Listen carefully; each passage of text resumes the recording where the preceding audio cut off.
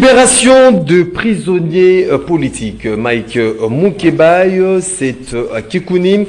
Jean-Marc Kabound, est-ce un pas vers la réconciliation nationale dans le cadre des crispations de la classe politique congolaise, formation du gouvernement de l'Union nationale? Faut-il compter sur le poids de partis ou regroupements politiques ou carrément compter sur des personnes capables pour faire face en cette période délicate que traverse la RDC? Résolution du Conseil de sécurité de l'ONU sur la situation à l'est de la RDC et son application. Faut-il le croire? On en parle, mesdames, messieurs, fidèles téléspectateurs. Bienvenue à votre émission Zoom qu'on a l'immense plaisir de recevoir ce soir Maître Glody Ndombasi, qui est président de la Ligue de jeunes du parti MDK, ce parti politique cher à la personne qui aura visiblement la primaire de nous le dire. Maître Glody Ndombasi, bonsoir et bienvenue. Bonsoir Maxime, bonsoir à tous les téléspectateurs, bonsoir à ceux qui nous suivent et bonsoir également au chef de l'État. Mes salutations distinguées au président de la République qui se donne jour et nuit pour que la paix revienne en République démocratique du Congo. J'aime pas trop parler de l'Est parce que l'Est c'est la République. Quand on parle de l'Est, c'est comme si on a en train de voir c'est une situation de loin et que nous ici on adopte un comportement comme si tout ici tout va bien. Alors que moi je prends le Congo comme le corps humain. Si la jambe souffre, c'est tout le corps qui souffre. Parfois tu as une petite plaie au niveau du doigt, mais la douleur remonte jusqu'au cœur. Ça veut dire que c'est tout le corps qui est amputé. C'est tout le corps qui souffre. Et je salue également le président Patrick Mantezo d'Antezoa, les Gangounza rassemblés, l'unité des mesures, les Gangounza rassemblés, l'unité des mesures de la cohésion provinciale. Voilà. L'unité des mesures de la cohésion provinciale, l'homme qui a réussi à installer la cohésion au niveau du Congo central avec le gouverneur Gas Masson Bilolo. Je nous informe ici que le premier ministre ou la première ministre va effectuer sa descente au Congo central pour sensibiliser également tous les Né-Congo. C'est à partir de ce mercredi qui sera à Matadi, au stade d'Ama, où il va tenir les meetings de sensibilisation pour sensibiliser les Né-Congo à s'imprégner. Certes, elle a été précédée par le gouverneur, le président de l'Assemblée ainsi que le ministre Didier Boudimbo qui ont aplani déjà les chemins. Et lui, il viendrait uniquement pour donner un mot d'ordre et adresser également un message du gouvernement et ainsi réconforter également les morales des militaires qui sont au niveau de la région militaire du Congo central. Aussi, après Matadi, il sera à Kimpese. Après Kimpese, il sera aussi à Kassangou. Il va faire... C'est tout un agenda chargé. Très chargé. C'est pourquoi j'en appelle à la mobilisation tout azimut de tous les Né-Congo de bien recevoir notre ndona nationale, notre ndona celle que les ancêtres ou les pays nous a donné. La toute première ministre femme, la toute première ministre que le Né-Congo, le Congo central AI, c'est pour la première fois depuis l'existence de la République démocratique du Congo, après son accession ou son octroi de la personnalité juridique, qu'on ait un premier ministre Né-Congo, c'est pour la première fois. Donc nous avons tout intérêt de l'accueillir et d'écouter ce qu'il va nous dire, qui est le message qu'il nous a apporté. Et je vous préviens déjà que c'est un message de paix, c'est un message d'encouragement, c'est un message de réconfort moral, qu'on doit lever nos fronts et nous battre pour la nation.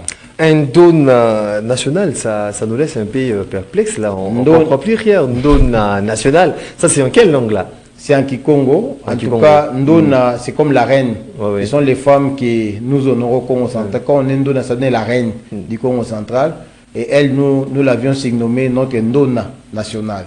Ndona nationale, Maître Glody Ndombasi, c'est une première participation pour cette année 2025 à cette émission Zoom. Ça sera peut-être aussi demain ou après-demain à l'émission Rendez-vous des auditeurs. On est là ensemble avec vous. C'est déjà l'invitation. Hein? Vraiment. Parlons-en de cette libération de prisonniers politiques. Maître Glody Ndombasi, Jean-Marc Kabound, Mike Moukebaye, c'est Kikouni. Est-ce un pas vers la réconciliation nationale aussi? C'est que prônent même les évêques de l'ECC, Senco, cette pacte sociale pour le bien vivre ensemble. Ils ont prôné pour la réconciliation nationale. Est-ce que le chef d'État a écouté cette voix de la sagesse des évêques catholiques pour se mettre maintenant à l'orbite afin de libérer. Est-ce que c'est un pas vers la réconciliation nationale? La question est très pertinente, mais permettez-moi, en me donnant quelques secondes, de brosser un peu une situation. Monsieur Maxime, il y a beaucoup des images qui circulent sur les réseaux sociaux où on est en train de dire que le ministre actuel de la Défense, Guy Modianvita Kabongo, a défendu son mémoire de licence en 2024. J'aimerais porter une précision que c'est faux. Guy Modianvita est un député, plutôt le ministre national de la Défense. Il est le collègue de ma promotion. J'ai étudié avec lui à l'ILK, à l'Université libre de Kinshasa. Il a commencé l'université depuis 2012. On a fini ensemble en 2017 à l'Université libre de Kinshasa. Et je brosse un peu une petite histoire. Avant cela, certes, il était infirmier en Europe, mais il était le suppléant de l'actuel président en 2011. Lorsque Tshisekedi le père avait demandé à tous les députés nationaux de l'IDPS de ne pas siéger l'Assemblée, et parmi cette les Rémi Massambe, les autres avaient quand même boycotté les mots d'ordre des disperses délimité. Mais Tshisekedi, l'actuel président, ne pouvait pas boycotter les mots d'ordre de son père. Raison pour laquelle, comme il ne pouvait pas siéger, et c'est Modianvita qui avait siégé à sa place. Et raison pour laquelle Modianvita, comme il devait maintenant résider ici au Congo, il a commencé ses études normalement. Naturellement, les gens de son rang, parce qu'il était déjà député national, devaient faire la vacation soir. Mais ici, je vous informe que lui, il avait même fait la vacation jour. Ça dit, c'est mélangé avec nous qu'on s'appelait à cette époque-là les étudiants Tokumbo. De Tokumbo. De Tokumbo, donc on était avec le qui viennent chaque jour et puis qui participent régulièrement. C'était tous les jours. Je me souviens d'ailleurs ceux qui étaient de son groupe. À chaque fois qu'on avait la pause, il traversait, il s'est derrière l'ILK, il y avait le supermarché Plaza. Il traversait à Plaza pour aller se ressourcer un peu énergiquement et revenir après la pause. Donc, il a fini régulièrement ses études. Vous le défendez parce qu'il fit votre collègue de l'auditoire. C'est parce que je suis un témoin clair. Lorsqu'il y a la désinformation, il n'a pas défendu sa mémoire en 2025. Il est licencié depuis 2017. Les images existent de sa collation. Et il est devenu avocat depuis 2018 qu'il est avocat au barreau pour la cour d'appel de Kinshasa Matete. Donc les images qui circulent sur sa défense, il vient de défendre son mémoire de DADS à l'université de Kinshasa, promotion 2022-2024. Donc il est détenteur d'un diplôme d'études supérieures ou approfondi de l'université de Kinshasa et il est en train de préparer maintenant sa thèse. C'est-à-dire il a défendu son mémoire. La photo qui circule, c'est la photo du mémoire, la défense de son mémoire de DA de 2024. Donc, hormis être licencié en droit, il a maintenant un diplôme d'études approfondies, à l'université de Kinshasa, et il est en train de préparer sa thèse. Ça ne serait pas surpris dans 3 à 4 ans ou dans 2 ans de le voir encore devenir professeur. Vous voyez, être docteur en thé. Donc, c'est la position que je devais apporter par rapport à Guy Modianvita. Aussi, pendant que je suis en train de parler avec vous, j'ai reçu quelques messages où les gens me disent que il y a certains endroits où il n'y a pas d'électricité.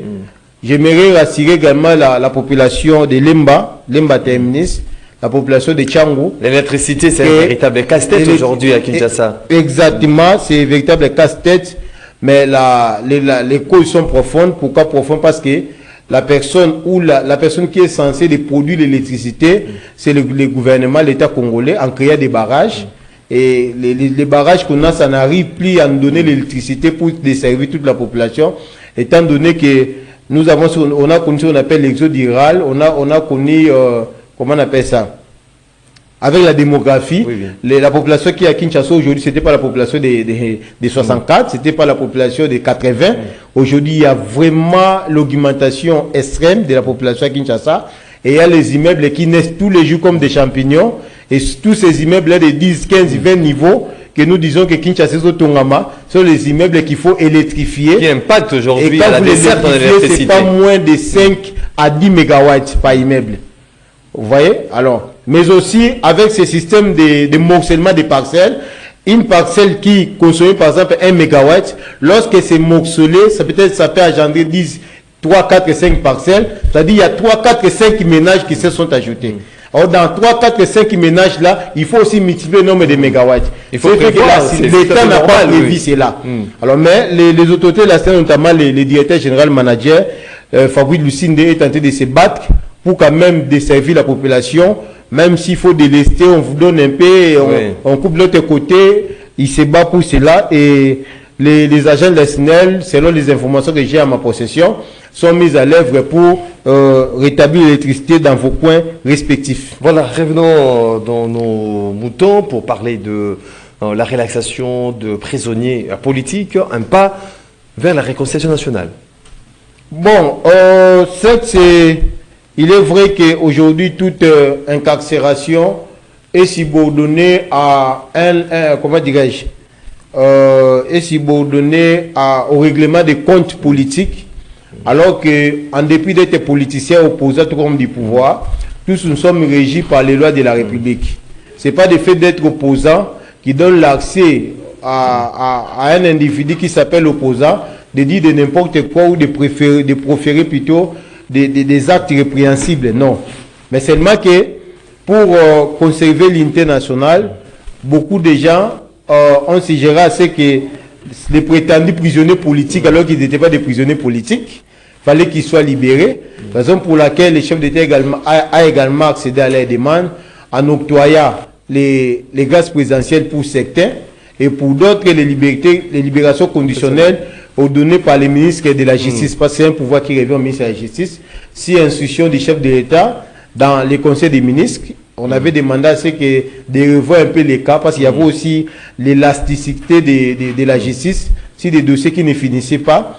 Par exemple, pour laquelle les ministres de la Justice, comme ils avaient aussi déjà consommé presque la moitié de leurs peines par rapport aux infractions qu'on leur reprochait, et on les a libérés justement pour renforcer aussi l'unité nationale. Mais moi, je pense qu'à un moment donné, nous commençons à oublier l'objectif, nous commençons à oublier l'essentiel. Aujourd'hui, tout le monde est focalisé par la composition du gouvernement national. On a oublié... On va en arriver là, par rapport à la formation du gouvernement de l'Union nationale. Mais la question que l'on s'est posée aujourd'hui, à travers ces relaxations, parce que on venait d'écouter les réactions des uns et des autres qui ne se reconnaissent même pas avoir bénéficié de cette grâce présidentielle. Il y a d'autres qui parlent, ils ont purgé leur peine, ils ont introduit des requêtes, et puis leurs peines ont été levées par la justice. On peut dire que c'est le chef de l'État qui a décidé à travers cette grâce présidentielle d'instaurer un climat d'apaisement dans la classe politique? Je confirme ici, j'affirme même que Jean-Marc Kabound a bénéficié de la grâce présidentielle. Seth Kikouni et Mike Moukebaye ont bénéficié de la libération conditionnelle. Et c'est que les gens doivent savoir que la libération conditionnelle, même aux intéressés, que la libération conditionnelle est accompagnée aussi de certaines restrictions de la vie. Ça dit que tout dépend. Vous allez vous souvenir que lorsque Tambou Mamba, à l'époque, ministre de la Justice, quand il avait ordonné la libération conditionnelle à Diom Ndonga, comme il était poursuivi pour viol, on l'avait interdit à 500 mètres de lycée. Voilà, donc tout dépend de la nature de l'infraction. Et il faut qu'il rentre maintenant auprès des autorités compétentes pour leur dire c'est quoi les restrictions. Parce que vous risquerez de tomber encore sur les mêmes pièges. Donc, raison pour laquelle je confirme ici que personne parmi les trois a été libéré parce qu'il a purgé sa peine. Je dis bien personne. Toutes les trois ont été libérées par une grâce présidentielle ou par une libération conditionnelle selon les cas. Donc la voix des évêques a été entendue par le chef de l'État pour instaurer un climat d'apaisement. C'est pas que la voix des évêques, c'est seulement qu'il y a aussi des conditions pour que quelqu'un puisse bénéficier de la grâce présidentielle. Il doit d'abord purger aussi la moitié de sa peine, les trois quarts de sa peine. Ouais. Et il y a aussi des conditions pour bénéficier de la libération conditionnelle. Ça dit que c'est pas que on tient un carcéral aujourd'hui, directement on te libère, non. Mon là, par exemple, je prends pour les cas de Maki Moukebaye. Maki Moukebaye a fait 22 mois. 22 mois à la prison centrale de Makala. Alors condamné à 30 mois. À 36 mois. 22 mois, c'est à peu près 2 ans. Oui. Alors il faut maintenant analyser la nature des faits pour lesquels il est poursuivi, vérifier s'il arrive à être sanctionné, quelle serait la peine qui lui serait infligé. En ce moment-là, on a calculé, le cabinet du ministre a calculé. Après ces calculs, ces analyses, on a fait en sorte qu'il pouvait être libéré conditionnellement. Mais ce n'est pas la libération définitive. C'est la libération conditionnelle et à tout moment, à chaque fois qu'on aura besoin de lui, il doit répondre. Donc il y a des restrictions aussi sa conduite. Est-ce qu'il a été modéré pendant la libération conditionnelle? Parce que si vous n'avez pas, si vous n'avez pas été modéré, vous interdisez, mec. Mais quand on dit libération conditionnelle, c'est-à-dire que vous êtes conditionné, malgré que vous êtes en liberté, mais vous êtes conditionné à certains principes que vous devez respecter. Si vous ne respectez pas, eh bien, vous allez retourner à la prison. Mais que ça ne soit pas fait comme étant une récupération politique. S'il n'arrivait pas à respecter les conditions établies, parce que ce n'est pas une libération définitive. On parle de libération pour instaurer ces cléments d'apaisement, réconciliation nationale. Du coup, il y a le chef de l'État qui, lors de sa rencontre avec le député et sénateur sociétaire de l'Union sacrée, il a rappelé la nécessité de la mise en place d'un nouveau gouvernement.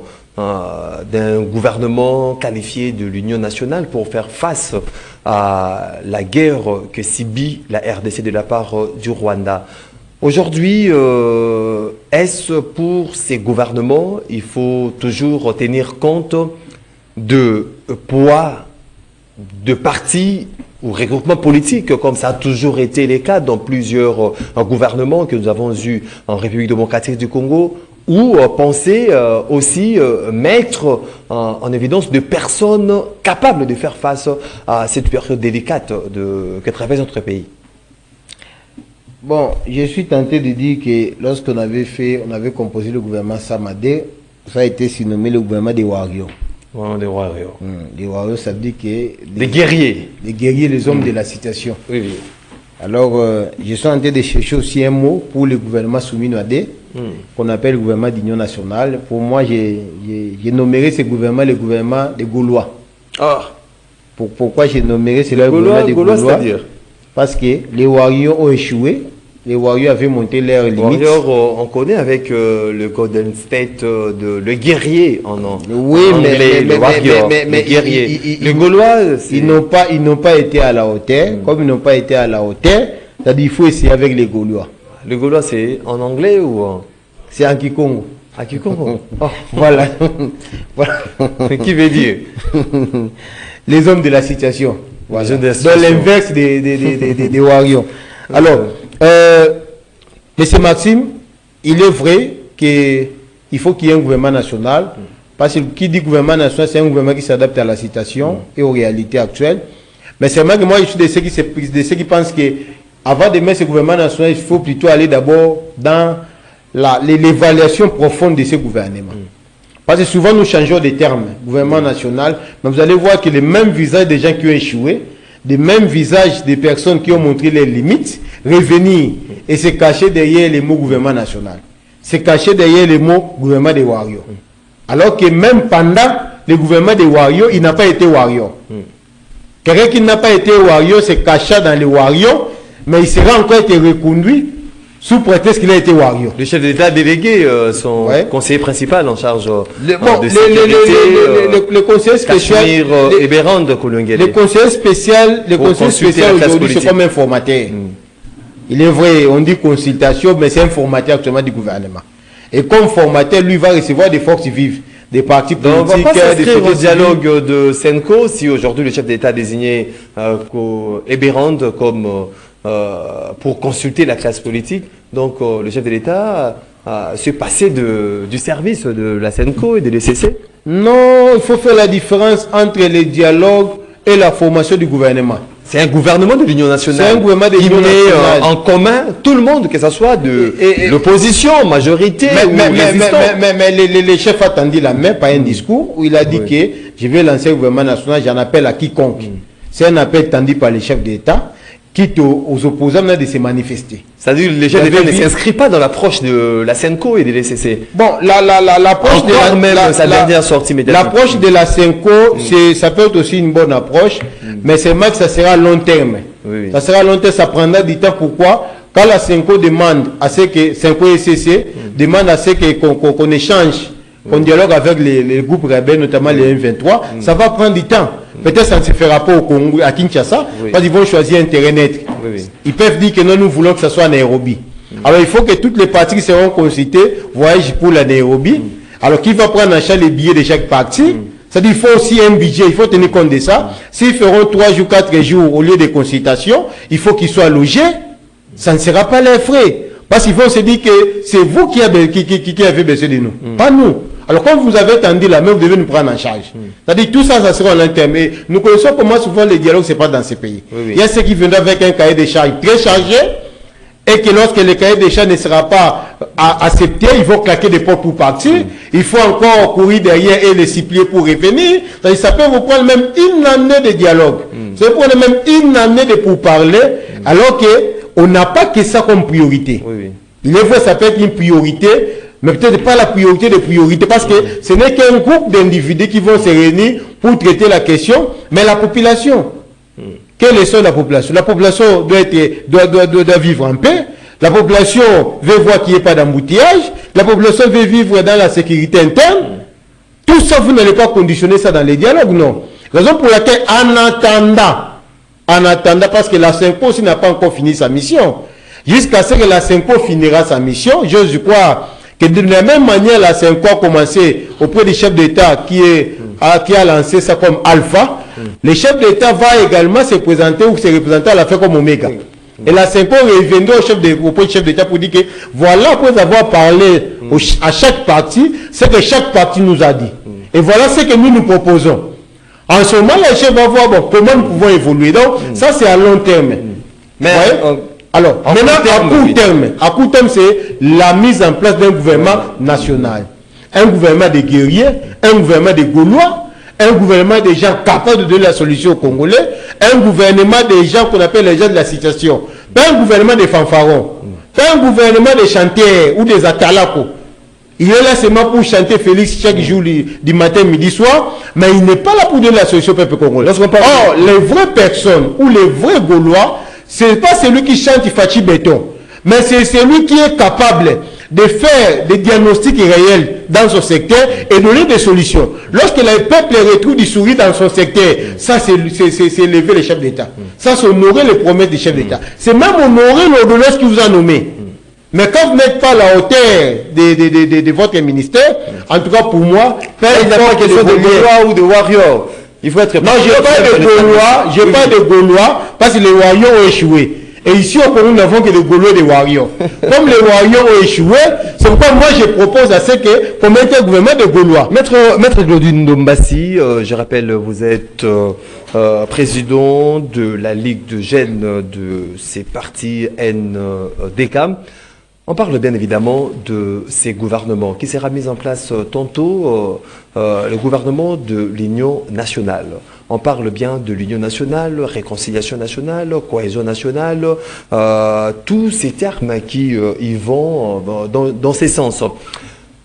Joseph Kabila, Moïse Katumbi, Jean-Marc Kabound, Martin Fayulu Madidi, pouvons-nous dire aujourd'hui, en espérant mettre en place un gouvernement de l'Union nationale pour faire face à l'agression de la RDC par le Rwanda, tous ces mondes-là vont se retrouver au sein de ce gouvernement? Ou bien vous réquisez les autres? Je suis sûr que ces gens-là ne vont pas se retrouver dans ce gouvernement parce que l'objectif est ailleurs. Pourquoi l'objectif est ailleurs? Dans leur tête, ils ne pensent pas la nation, ils ne pensent pas le peuple congolais, ils pensent leurs propres intérêts. Vous allez voir que beaucoup se sont rébellés aujourd'hui parce qu'on leur a arraché des carrés miniers.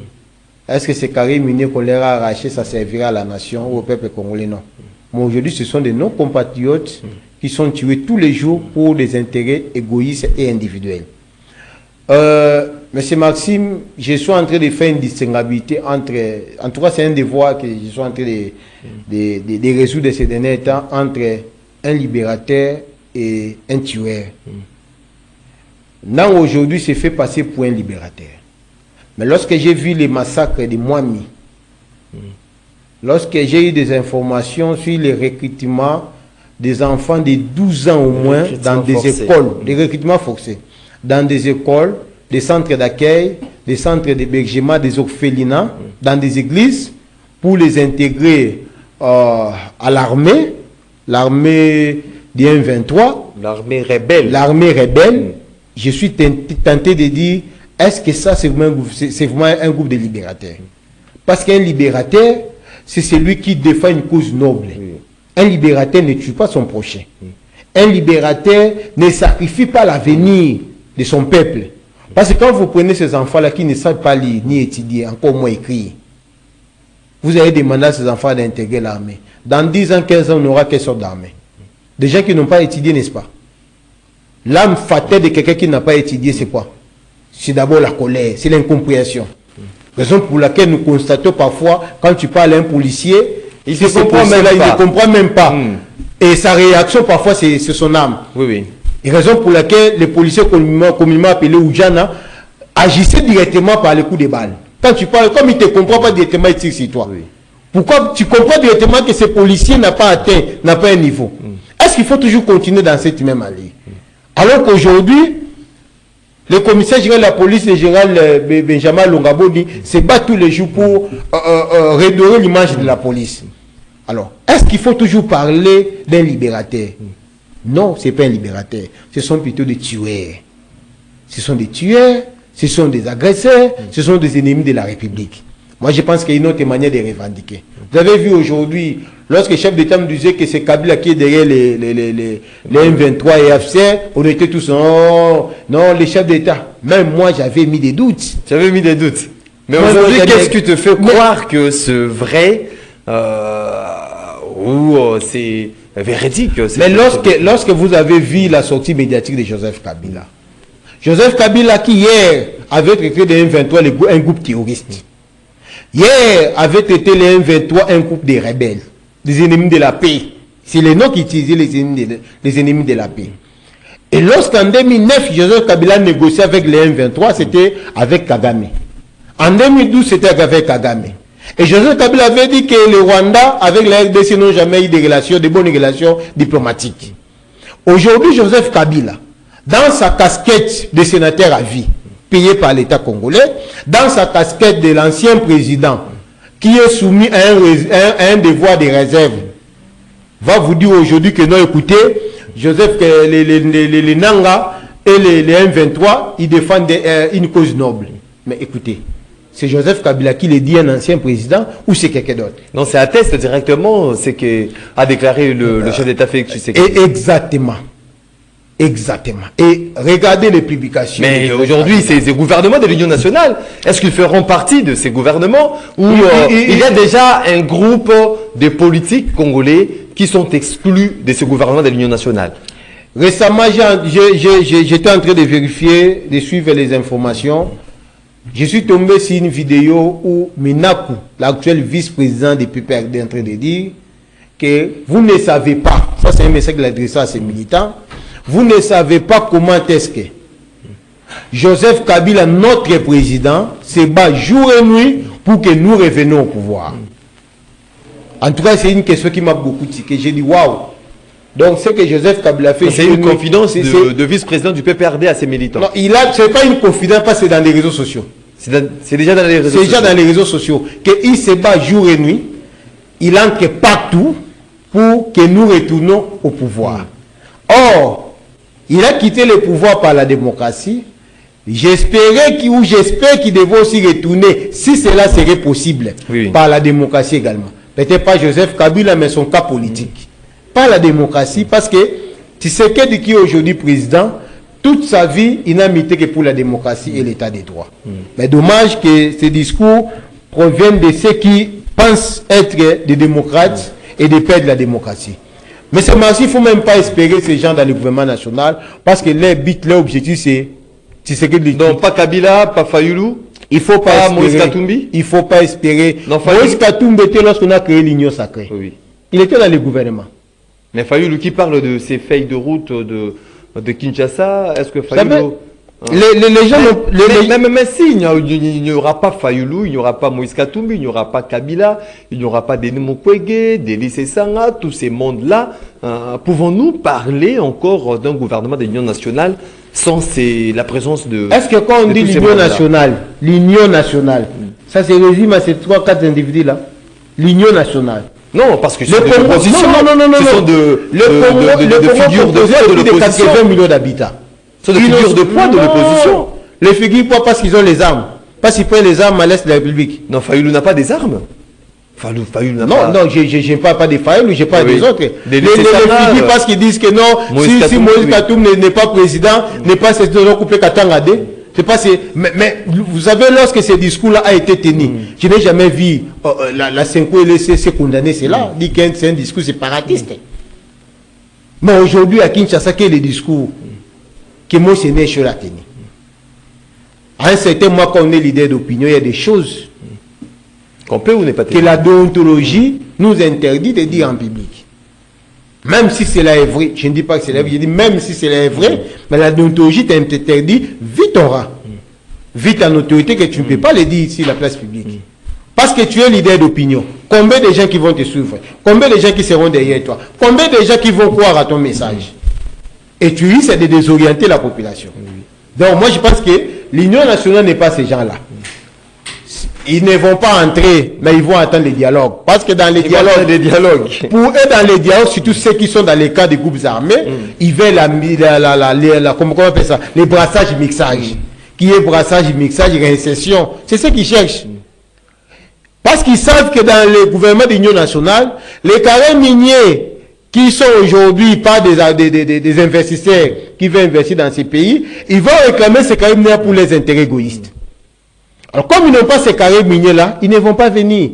Et ils attendent les dialogues. Parce que dans les dialogues, ils vont poser des conditions. Non, on va vous dire, par exemple... Ils sont là pour leurs propres intérêts. Si vous voulez que je vienne... Non, on va vous dire, par exemple, si vous voulez que je vienne dans ce dialogue, il faut annuler votre mandat d'arrêt international. Il faut me restituer mes carrés miniers ravis. Ces carrés miniers, c'est comme si c'était lui appartient. Il faut me restituer mes parcelles. Il faut me restituer mes parcelles. Il faut annuler ma condamnation. Il va dire il faut annuler ma condamnation. Dès n'a qu'un civil, derrière les militaires, les Willingoma, les sultans Makenge et les autres, il faut les intégrer comme des généraux. Bizarrement ou malheureusement, lorsque ces gens-là seront intégrés dans l'armée, ils ne voudront même pas qu'ils soient envoyés au Congo central. Ou encore à l'Équateur. Ils chercheront toujours un général 2-3 étoiles, mais il va être commandant-chef de zone à Ituri. Commandant-chef de zone à Massissi. Pourquoi toujours ces gens-là, après le dialogue, ils ne veulent pas quitter? Si vous proposez aujourd'hui Sultani Makenga d'être chef d'état-major général, il va refuser. Il va refuser. Il va refuser même d'être chef d'état-major général. Pourquoi? Parce que être chef d'état-major général, il va résider à Kinshasa. Oui. Alors s'il est à Kinshasa, pour lui, il a une insécurité. Pourquoi il a une insécurité? Parce qu'ils ont les intérêts là-bas. Aujourd'hui, ce sont eux aujourd'hui qui pillent les minéraux des Congolais, qui passent par le Rwanda. Et aujourd'hui, le Rwanda s'est comment dirais-je? Le Rwanda fait croître aujourd'hui son économie par ces minéraux-là. Par le minerai congolais volé. Les minéraux congolais volés. Vous avez vu ici dernièrement les passages, je voulais citer par là, les passages du progrès de la CPI. J'ai toujours dit à mes amis, comme panafricaniste, il ne faut jamais espérer à l'Occident, il ne faut jamais espérer à ces impérialistes qui s'achantent, se réjouissent de notre situation. Les Portugais, après la CPI est venue sur le Congo, d'aucuns pensaient que c'était la solution. Et c'est Maxime écoutait sa réponse, son interview, il dit non, voilà, je lance un message à quiconque a des preuves d'envoyer dans nos différents sites, en fait que cela nous serve de preuves pour diligenter nos actions.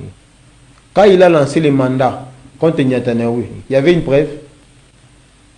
N'est-ce pas un procureur peut aussi se saisir, parce qu'il est le maître de l'action publique. Il peut se saisir d'office. Oui.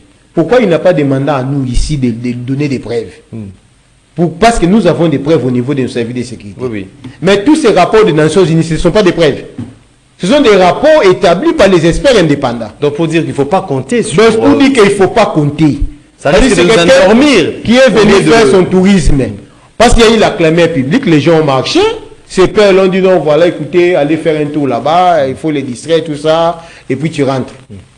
Il est venu nous distraire. C'est pourquoi moi je demande à nos dirigeants de ne pas croire à ce qu'il vous a dit. C'est un menteur. Maître, il a accompli la mission de ses parrains. Maître Glaudine Dombas, nous sommes arrivés à la fin de notre entretien. J'aimerais que vous puissiez placer un mot. C'est déjà la fin. À un sujet. Ça Les sera bonnes choses, aussi ne disent jamais, hein. votre dernier mot. Résolution du Conseil de sécurité de l'ONU sur la situation dans l'Est de la RDC. Il y a les uns et les autres ont applaudi par demain cette résolution qui appelait au retrait sur le sol congolais de groupes négatifs, mais jusqu'à ces jours, rien ne fait, aucun mouvement. Pouvons-nous croire à cela? Est-ce que ces décisions ont été prises justement pour endormir les Congolais, les autorités, d'entrer vivement en action par rapport à ce que nous subissons? Ça sera votre mot de la fin. Tout à l'heure, là, je viens de vous dire qu'il ne faut jamais croire à ces impérialistes. Vous savez, ça n'a pas commencé aujourd'hui. Ça n'a pas commencé aujourd'hui, ces déclarations stériles, ces résolutions stériles, prématurées même. C'est le Rwandais plus fort que la Nations Unies. La Nations Unies a des moyens qui se servent pour contraindre un État ou pour défendre un État agressé. Soit il se sert des moyens mis à sa disposition, ou encore il se sert des moyens des États membres. C'est-à-dire que si aujourd'hui la Nation Unie veut contraindre le Rwanda, il peut se servir de l'Ouganda, il peut se servir de l'Angola, de l'Afrique du Sud et des autres États pour contraindre le Rwanda. Donc vous allez voir que tous ces discours-là, c'est en vain. Il n'y a pas de sanctions positives. Il n'y a pas de sanctions contraignantes contre le Rwanda. Ce sont des discours. Mais pendant que vous tenez ces discours, le Rwanda continue à avancer. Non, il ne faut pas croire à ça. Il ne faut pas croire à ça. Raison pour laquelle nous devons nous prendre en charge. Comment nous devons nous prendre en charge? Nous devons compter sur notre propre armée. Il n'y a aucun pays, je le disais même quand d'autres criaient, je disais qu'aucun pays est devenu fort au monde par la diplomatie azati. Chaque pays aujourd'hui qui ne fisque a ce petit respect vis-à-vis des autres, c'est parce qu'il a développé son armée, soit son économie. Soit tu es économiquement fort, ceux qui viendront s'endetter auprès de toi te respecteront, ou soit tu es armement fort. Les gens perdent. Pourquoi les États-Unis perdent du Corée? Corée du Nord, je crois. Oui. Parce que les États-Unis savent que même si la Corée du Nord n'a pas la force de battre les États-Unis, mais les États-Unis savent que si aujourd'hui je vais toucher la Corée du Nord va toucher la Corée du Sud. Or, la Corée du Sud, c'est là où résident mes intérêts. Et la Corée du Sud est économiquement fort. Ce qui fait que les États-Unis protègent la Corée du Sud, pas parce que la Corée du Sud a des moyens, parce que la Corée du Sud a les finances. Vous comprenez? Raison pour laquelle, M. Maxime, nous devons tous nous dire avec nos téléphones, avoir un même discours, même langage dans ces pays. Oui. Et impliquer cela dans nos têtes, que 32 ans de règne de Kagame, c'est fini. Même s'il faut dire à Lingala que 32 ans de règne de Kagame, Koki. 32 ans massacre na mboka we Koki. 32 ans pillage à ressources na biso Koki. 32 ans bande na biso ba kufaka Koki. Levons, nous prenons conscience. Parce que si nous ne prenons pas conscience, nous risquerons aujourd'hui d'être introduits comme étant la 27e ou bien la 11e province du Rwanda et être colonisés pour la deuxième fois, cette fois-ci par les Rwandais. Raison pour laquelle j'en interpelle aussi aux membres du gouvernement. Je suis très estomaqué de voir que pendant que nous-mêmes, la population, nous cherchons à prendre conscience, mais il y a certains membres du gouvernement, certaines autorités, jour et nuit, sont dans des boîtes de nuit. J'en ai croisé un la fois dernière. Ils sont dans des boîtes de nuit. Mais la journée, il va vous dire que non, voilà, mais ils sont dans des boîtes de nuit. Ils sont des inconscients. Raison pour laquelle je demande également au Conseil spécial des chefs d'État en matière de sécurité, lors de ces consultations, de prendre les rapports des services de sécurité sur chaque comportement de chaque membre du gouvernement sautant et de ceux qui cherchent à entrer. Vous voyez? Maître, je suis d'entrer en seconde en demandant à ce qu'il y ait également d'autres mesures des membres du gouvernement qui vont accompagner la prise de conscience par rapport à ce qui se passe à l'Est. Nous ne pouvons pas nous comporter comme si tout allait bien dans la ville de Kinshasa, alors que notre jambe souffre. Regardez aujourd'hui, si vous sortez, vous allez dans tous les lieux de fortune, des ambiances. On est en train d'étaler des chaises, il y a des musiques tous les jours, les gens font comme si tout allait très bien. C'est aussi l'image qu'on donne de l'extérieur. Quand ils nous regardent, nous-mêmes n'avons pas conscience de ce qui se passe chez nous. Raison pour laquelle ils nous traitent comme tels. Donc, si les membres du gouvernement, chacun dans son secteur, dans ses attributions, prenaient des mesures de restriction de certains rassemblements, de certaines activités, cela poussera aussi les peuples pour comprendre que, à l'état où nous sommes, c'est ça d'où nous sommes, nous devons prendre conscience de ce qui se passe. J'emboîte un peu vos propos. Vous avez vu un membre du gouvernement dans une boîte de nuit qui c'est détend, c'est vraiment terrible, c'est vraiment terrible dans ces pays. Mais je peux même citer son nom qui est agressé, et puis en public. Vous allez aussi vous rendre compte que pendant que le pays est agressé, il y a, comme vous venez de le dire, certains membres du gouvernement inconscients. Ils ont vu le chef de l'État qui a cité, qui a publicité certains qui se sont illustrés par leurs propres moyens pour mener des campagnes qui n'ont pas attendu les mots d'ordre. Pour mener des éveils du gouvernement. L'éveil patriotique, et c'est au moment où le chef de l'État cherche à mettre un gouvernement de l'Union nationale. Maintenant, on voit ces membres du gouvernement déambuler par-ci, par-là pour vouloir sensibiliser. On leur dit que ça ne se passera pas comme ça si vous êtes inconscient au moment où le pays est agressé. Vous allez rester comme tel. Voilà, c'était Maître Glody Ndombassi, président de la Ligue des jeunes de l'NDK. Nouvelle dynamique Congo. Nouvelle dynamique Congo. De l'honorable président Assemblée provinciale du Congo central, Papi un outil sur des questions politiques, un acteur majeur de notre pays. Je vous dis merci de t'en disposer. Je vous dis merci de t'en disposer. Merci beaucoup. Merci, c'est moi qui vous remercie. Vous étiez nombreux, mesdames, messieurs, à nous suivre. Merci de votre sympathique attention. Une émission réalisée par Moro Ndjambe, Bruno Zingete du côté de la régie, Georges Lubengue, Marité Godot à la prise de vue, Doudou Motieri à la production. Je vous retrouve très prochainement. Laissez, portez-vous bien et restez suivre le programme de Canal Congo Télévision. Au revoir.